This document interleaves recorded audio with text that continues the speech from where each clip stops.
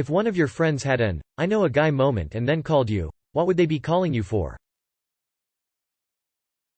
I have a pickup truck and I'm happy to help people move stuff with it. Bird identification. Happens weirdly often. Update. Several people here have messaged me photos of birds to ID. Y'all are too cute. I was a tech genius to my grandma before she passed. Sadly, probably for tax advice. I'm an accountant but I'm not a tax accountant. But I am pretty handy with Google and the IRS website, so it still generally works out. Every it guy ever. I work on a farm and can access ungodly amounts of fresh fruit. It's been a running joke at several of my jobs that if you need a random thing, I probably have it in my bag. I generally carry a bike messenger bag with all the functional things. Tools? Sewing kit? First aid? Snacks? Tape? Things to distract your kids? I got you.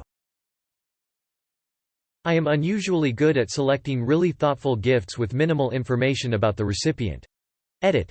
Thanks for the awards. I do expect an update if anybody who messaged me used my ideas. My brother called me the other day to settle a dispute with his wife. He wanted to know how fountains in ancient Rome worked. Apparently I'm the ancient Roman fountain guy. Edit for people asking. I'm not an expert on ancient Roman fountains. His wife suggested gravity, whereas he was thinking the fountains somehow recirculated water with a pump. I think this would be a very bad idea since people probably bathed and washed their clothes in fountain, and a constant supply of fresh water would be really important. And gravity is free and always works. Romans are famous for their aqueducts and plumbing.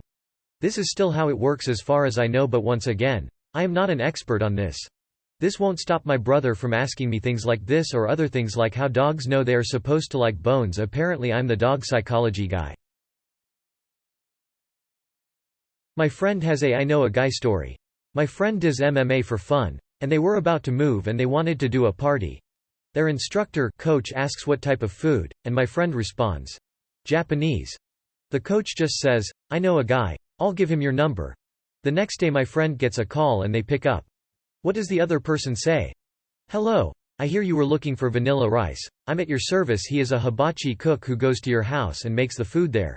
His name he used was Vanilla Rice. He is white. An alibi. Edit. I think it's funny that for most responses the thought immediately went to murder. I'm a lawyer. I get that call 5 times a day. I have the tools. Dump trailer, ladders, scaffolding, lift gate truck, all kinds of hand tools and power tools. I have the skills. I know how to do all kinds of house repairs. I know how to move heavy things. I know how to quote the value of many types of vintage items. I likely have a place open where you can store something or you can live for a short time. Dad?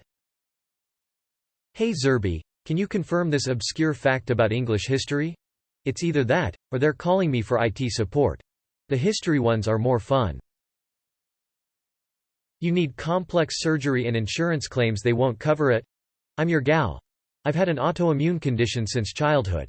Last year, I had to have major reconstructive surgery for a complication so rare there are less than 200 documented cases of it worldwide.